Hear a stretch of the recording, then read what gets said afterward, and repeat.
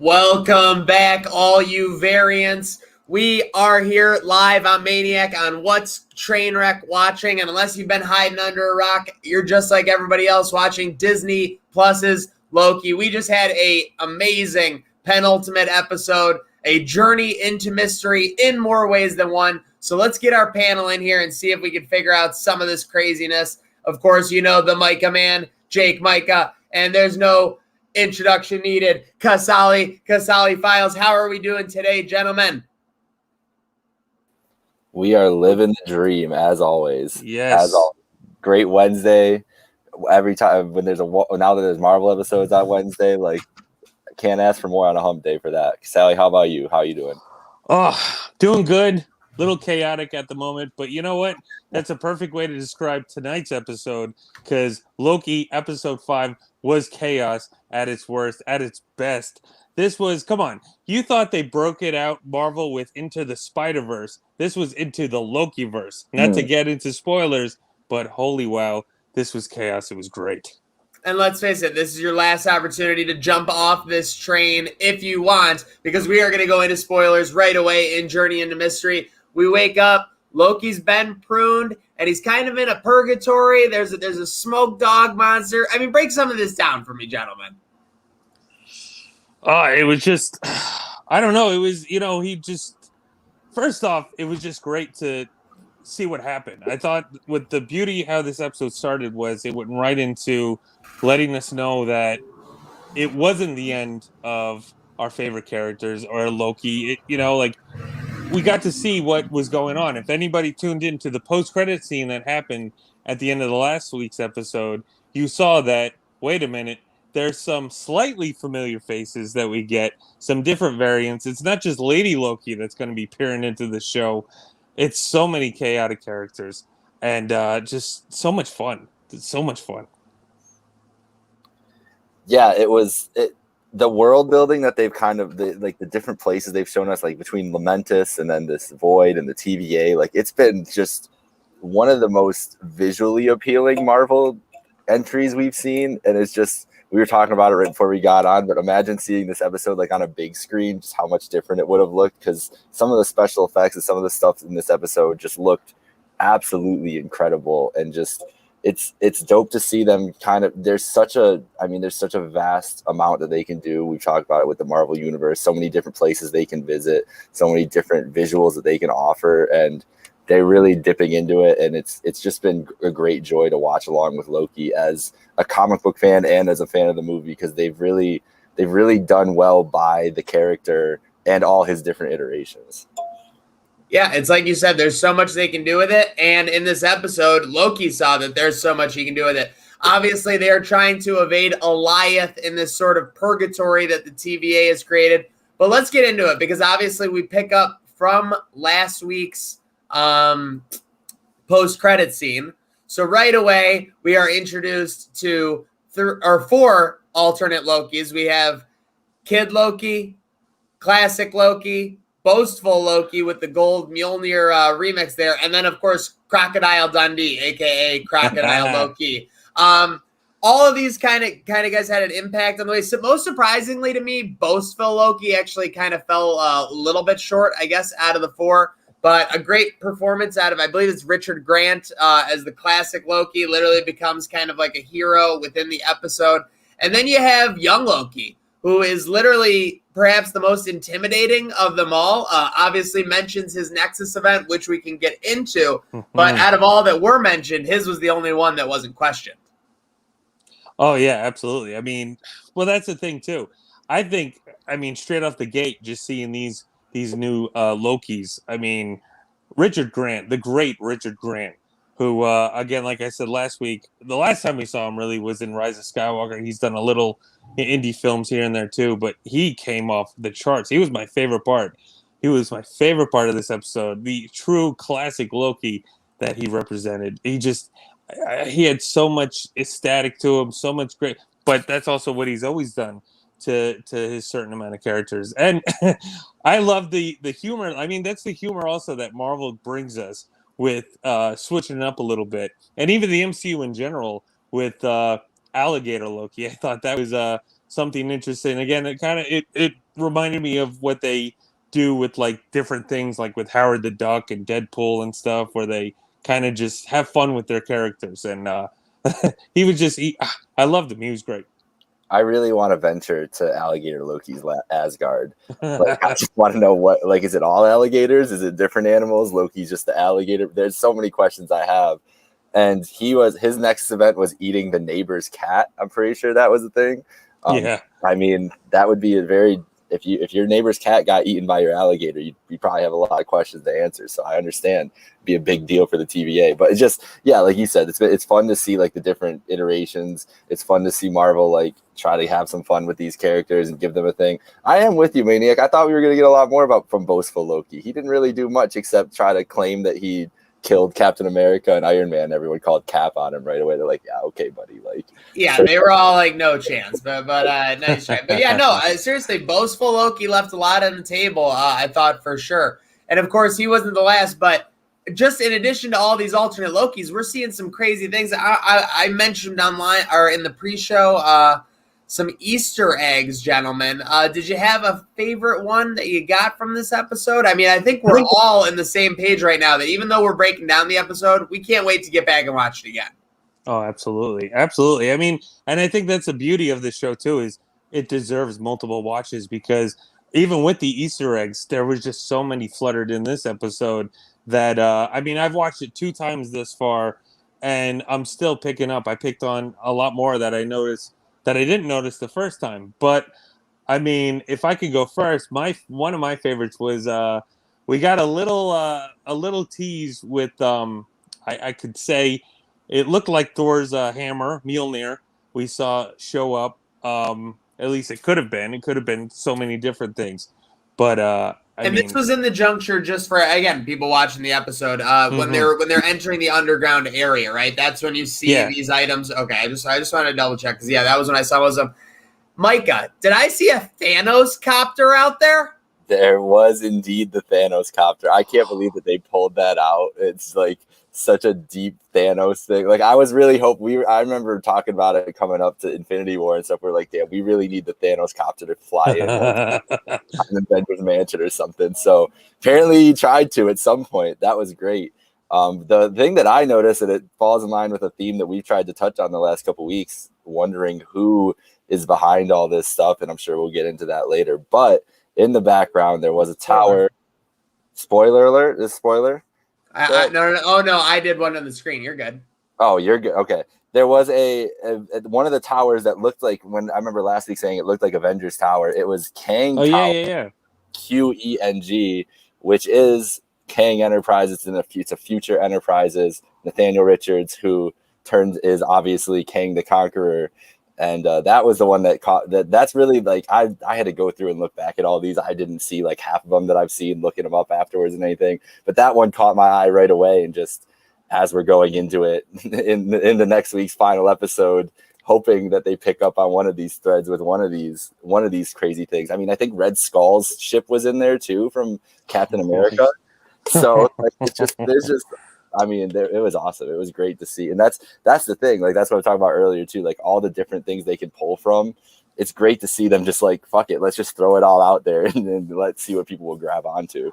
Well, I think that's a beauty too, because that kind of adds more to the story of really what the TVA is up to. Because I mean, what we know, and especially what they kind of go into with this episode, when we went into the void, at least this kind of trap receptacle place that gets rid of anything that the TVA touches, which luckily some of our favorite characters showed back up that we thought that, they didn't meet their end last week, but it kind of shows you that maybe there's a lot more going on in the MCU that we had no idea about, and they can kind of have fun with it. Like, I mean, again, Thanos' copter, to be honest with you, I didn't even notice that.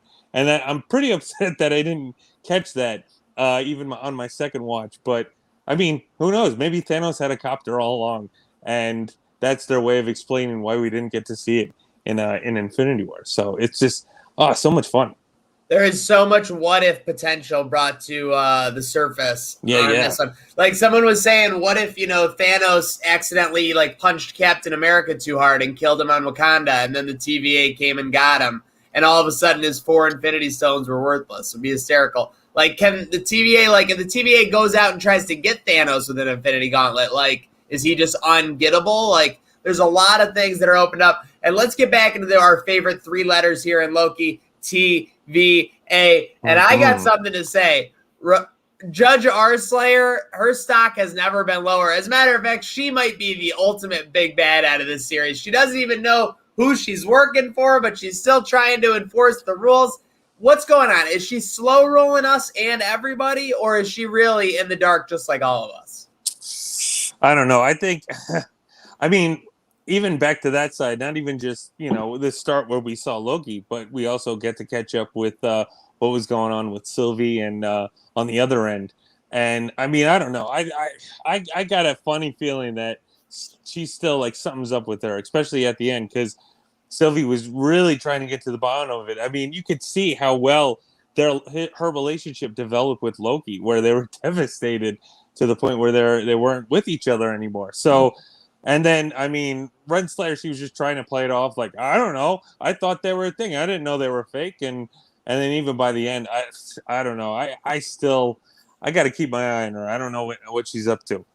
Poor Miss Minutes trying to find the Void Ship file. Oh, I might find it here. Miss Minutes really got all the intern work today. That was the episode. Like, Miss Minutes is the intern here for a second. Yeah. I don't trust her at all. That's really all I have to say. I didn't believe a word she was saying to Sylvie at all. And it's funny because, I mean, maybe she's slicker than we think too, because she obviously had a plan even right in that moment where she could have ended up in the void, and she probably knew that, and still managed to finesse her way kind of out of it. And it's just, I think she's lying. I think she knows exactly what they're all up to and just holding on to whatever thread she can pull and try to keep this whole whatever they've got going on at the TVA. This it's like a shell organization or something for whatever. 100%. There's absolute shell corporations occurring left and right. The only thing that really discredits Renslayer was that she brought Loki and Sylvie in front of androids, and she seemingly had no idea. Like, everything else makes sense that she could still be known in the dark. She could still have a link to our boy Kang, who everyone thinks this is ultimately going to result in, even though there was a lot in that open ending as we head towards the end. So there's a lot up in the air with Renslayer. Honestly, is she going to prove to have a clue? Is she going to have no doubt in anything? I mean, what the hell is going on? That's a fair thing. And then one person who knows what's going on, Hunter B-15. Renslayer goes in, of course, to interrogate. And Hunter B-15 pretty much just standoffish, just wants her old life back, and just wants to let Renslayer know that she's in trouble when it comes to dealing with Sylvie. Yeah, I mean, it makes sense because she trusted Renslayer. She trusted the TVA. She was completely just like MOBIUS. I mean, she was completely under her control, and she had no idea. She thought she was doing the right thing the whole time.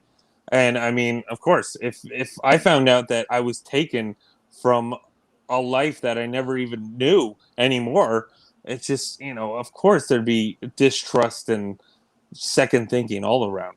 And I think it's kind of cool too, because Hunter B-15 was really set up to be like one of the like staples in the beginning of the series, like the Punish, like right there, like she was in control. She was the tough cookie, and to see her even second guess Renslayer, just brings chills, and it's good. Yeah, she's a real one, and that's dope about like the character development they can do with these shows, right? Is that so quickly we thought we didn't know what we were getting with her. We were like, damn, she's clearly gonna have some kind of role, but she was not about Loki at all. Didn't want anything to do with him, and has completely done this 180 into disregarding the TVA completely. And that scene really showed me though what we were talking about with Renslayer, like her desperation into either desperation because she really doesn't know what the fuck's going on and is like, I need to figure this out, or she knows what's going on and knows that a Loki is the one thing that can potentially screw it all up. And that leads into the crazy theory, and this is the kind of out of left field, that the big bad is eventually going to be revealed as the superpower Loki. basically the Loki who was able to take control of the TVA and pull all these bells and whistles and everything. So it'll be very interesting to see what happens. But we are still breaking down this last third of the episode. So we are back in the void. And what is it? Eliath? Am I right there on the pronunciation? Eliath is running wild. Yeah, I mean, even from the beginning, we still kind of didn't know even what that was. And I think that was kind of cool little characterization to, I mean, not only they're trapped in this void, but this cloud demon is the one that's in control. I mean, beauty right there. MCU never kids around with their monsters and their ghouls and all that stuff. So I think, I mean, that just definitely brings the tension of what they were facing off. Yeah, and Eliath, as you see here, Mike, a supernatural force from the comics. So obviously, there's always an inspiration from these things when it comes to Marvel. And not surprisingly, in this strip where it's getting some major pop, looks like it's actually attacking Kang's capital city. That's what I was going to ask. I was wondering that because I haven't even heard of Eliath before. Usually I've heard of these people. That's most of them, I feel like. But the fact that it's got to do with Kang, like it just shows off that. It was great. It was dope to see. Marvel though has a like, I guess he's the actual smoke monster, but we've seen Galactus in the past in the old Fantastic Four movie as the official smoke monster, and I think I'd take Eliath in that fight. I think Eliath showed a little more. He's the goat smoke monster. Like, a lot, yeah, definitely the new goatest one since the Lost Smoke Monster. So shout out there. Let's and of course after all that, we get our Loki and Mobius bromance when they're reunited in the void. I mean, what a time. What a time. They don't do it at first. They're almost ready to say bye. So obviously at this point in the episode, spoiler, Sylvie has temp-padded, or no, she goes ahead and prunes herself into the void where she is eventually saved by Mobius. By the way, big missed opportunity to not have that occur on the water and have Mobius pick her up on a jet ski. Going to be very disappointing if Mobius doesn't get a jet ski moment next episode. But it heads into our final sequence. We have kind of a climax here. The Lokis fight it out. Not a very great time between the Lokis on the void, guys. Yeah, I mean, well, first off, what I loved about this scene too was, I mean, this is what was perfect of how Marvel always does their promotional material.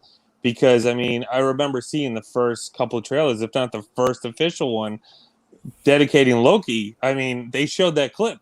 Everybody, I thought that was going to be our actual Loki, that we've been following this whole episode. So to actually have it switch and show that that's not our Loki anymore. Our Loki has changed. And, has kind of realized that he doesn't need to be ruler. He doesn't need to be what he was in 2012 fighting the Avengers in the Battle of New York.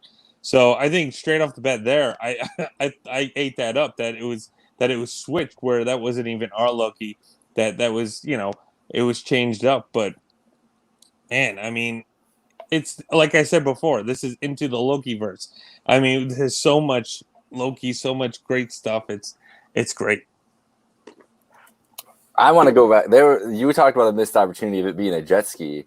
It was a missed opportunity of being Lightning McQueen.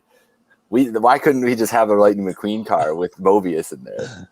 I mean, they're throwing everything else in there. You're absolutely right. How that wasn't just a red convertible type car was an absolute missed opportunity. You get not surprisingly, you get a little Sylvie and Mobius bonding. And again, that leads back to our Loki and Mobius run. It's kind of hopped out of sorts there. I was almost going through the multiverse. But it all leads to this. Not surprisingly, when you get more than one Loki in a room, they turn on each other. First, boastful Loki turns on Kid Loki. Then President Loki turns on boastful Loki. And then all the Lokis turn on President Loki. They're all yelling out glorious purpose. But we get to the final sequence. We get classic Loki, Kid Loki, leading them to Eliath. And it's Loki and Sylvie versus Eliath for a chance to get back basically to the TVA and get to the bottom of this, boys. Yeah, I mean, well, I was also kind of confused because I guess maybe they just wanted to really get to the bottom why they were, why they had this monster and this void. I guess that would make sense. But they had a key to go back to the TVA.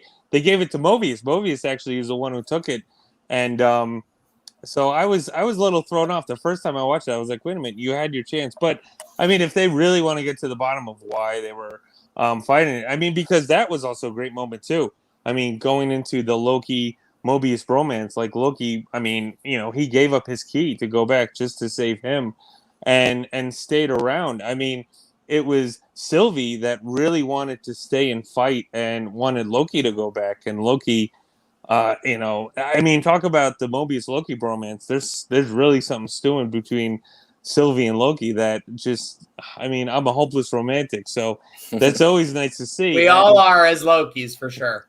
Absolutely. So to see that that Loki wants to stay with her till the end is just beautiful storytelling. So, I mean, you know, that's great right there that they go after this demon, this beast. So that was good. I still think that Sylvie is potentially not a Loki, and that's how it's going to feel more normal, that she's still like actually Sylvie Enchantress. And maybe that is like, if it is, and this is way super theories, or we're gonna figure out who this big bad is next week. So it's really not as much speculation. You have the big bad on the horizon, but don't forget the idea that maybe Loki might be forced to betray Sylvie in this last episode. So there's still a lot on the line here. Would that be the ultimate test for this new Loki? That's true too. Yeah, like there's going to be an opportunity for one of them to betray each other, right? Because it's been such a theme. Like even when they're sitting there having that conversation before they go talk to a lot, Sylvie is like, "Are you just going to betray me at the end of all this?" Because she knows what these dudes are all about. She is one of them. I mean, so it's going to be interesting to see like going forward what their relationship's going to look like. But I'm curious to see if she actually turns out to be all that she's saying. And so we have distractions aplenty in the final sequence. We have Loki and Sylvie battling Goliath. I don't know how much spoilers I want to get at. Maybe, got to go back and watch it again still. But an amazing sequence at the end. And this would be my question to you guys. Who do you think has more of a fury right now? Sylvie after that ending sequence, or Mobius heading back to the TVA? I don't know. I mean, I think both have, strong arguments because they were both taken away from their homes. I mean, at least Mobius, doesn't remember. I mean, Sylvie remembers everything being taken and her struggle of what she had to go through, and especially her living her whole life in the shadows, trying to stay hidden and not be able to live the life that, she wanted to live. So I don't know. And I think that's what's great is that, they both have, differences and stuff. But even Mobius, I mean, he knows what's up. He knows that he was taken away from Earth. And, come on. He wants a jet ski. He wants to ride a jet ski. Like, give this man a jet ski already. What do you think, Mike? Does Mobius go full Rollins? Oh, 100%. Yeah, it's going to be burning it down all over the place. That's for damn sure. That's what I was gonna say earlier. We were talking about Mobius and get to chance to though. That is the most interesting thing I'm looking forward to. Like all the Loki, whatever. I want to see Mobius back in the TVA. He's gonna be prudent left and right, baby. Let's go. All right. Well, hey, again, I would say we can't really do it justice, but the end action sequence super inspiring. Our boy Grant just knocking it out of the park with that sequence. Very heroic finale in that penultimate episode. But let me ask you guys one question here before we sign off on what's TrainWreck watching Loki. Any predictions or crazy thoughts going into the final episode? I mean, this final episode, there's so much building up to it, especially at this point.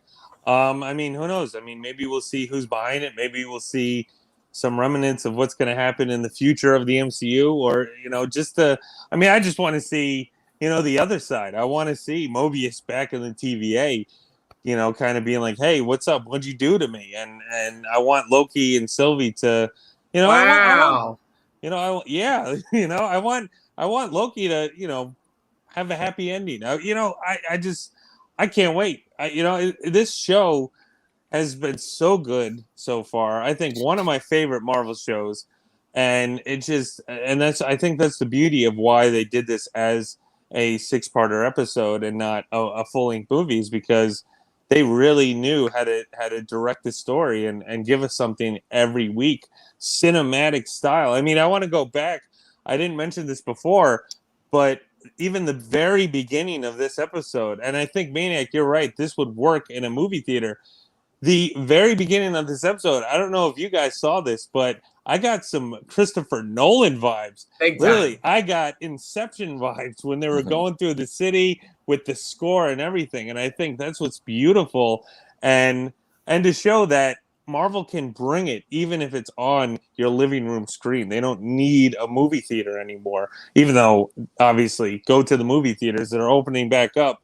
Please go support cinema. But I mean, that's what's so good about these shows, and I love every second of it. I'm very, very intrigued what we're going to see next week. We've been talking about Kang for the longest time, but I'm wondering, you brought up Maniac, the Super Loki theory. I've been seeing that around, and it makes a lot more sense that maybe if Kang is still the person all about that, he's the one orchestrating all this, but gave a Loki that he could convince the power to kind of do everything. We know that a Loki has wanted to rule. That's been the goal. That was this Loki's rule, obviously, was take over the TVA. What if there's a successful one that's been running it for Kang because Kang was like, hey, you want to rule something? Here's all of time. Just make sure we're all good. There's a Loki in the past that would definitely take up that offer, right? Like what we know about this guy. And just the way that we've been talking about these Loki and Sylvie and just exploring the different characteristics of what is a Loki, what isn't, what makes them unique, what doesn't. It just feels like we're coming up to another Loki. I'm kind of convinced on that. And it's going to be amazing. Like, I don't know if it'll be a Tom Hiddleston. Maybe it'll be another Loki, like that they bring in some crazy actor. Who knows? Maybe that's Matt Damon. Maybe that's where if we get Matt Damon, yes. Loki, I'll lose it. Oh, my God, who knows?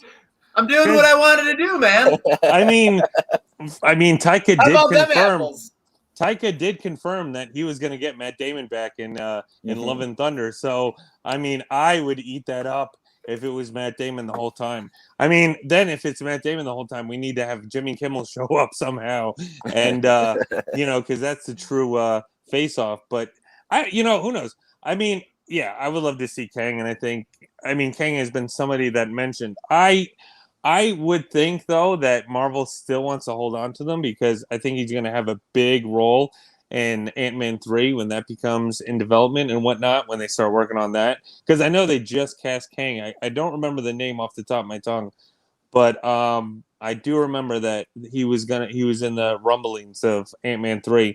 So, I mean, but then again, who knows? I mean, that's the beauty of what Marvel does is they tease everything and they get us open for more. So we could see, but I could also see Super Loki. I think that would be great. And I mean, now I just want it to be Matt Damon. I can't get that out of my head. He does zeros. Let's face it. You don't need to see Euro Trip to know that surprise Matt Damon is always a good thing. Exactly. I do think, though, that we get a Kang Bang next week. I think they want to introduce him before Quantumanium because they want to build him up a little bit. I think he's more than just a one-movie villain. I mean, yeah. Oh, for sure. In my opinion there. And, I expect some full-on madness. So as we head into madness, yes. Speaking of madness, I'm thinking Doctor Strange, too. He's got to be in here. So maybe even a post-credit scene, but we've been talking about him for a while. He's got to be seeing what's going on here, right? Absolutely. Anyways. He's got to protect our reality, douchebag. Folks, thank you for tuning in. Make sure you subscribe on Spotify, SoundCloud, YouTube, Apple Podcasts. Big shout out to Casali Files and Micah Man. I am Maniac, and always remember here at What's TrainWreck Watching, unless it's a movie, which is Black Widow this weekend, which we'll be breaking down. It's always about next week's episode.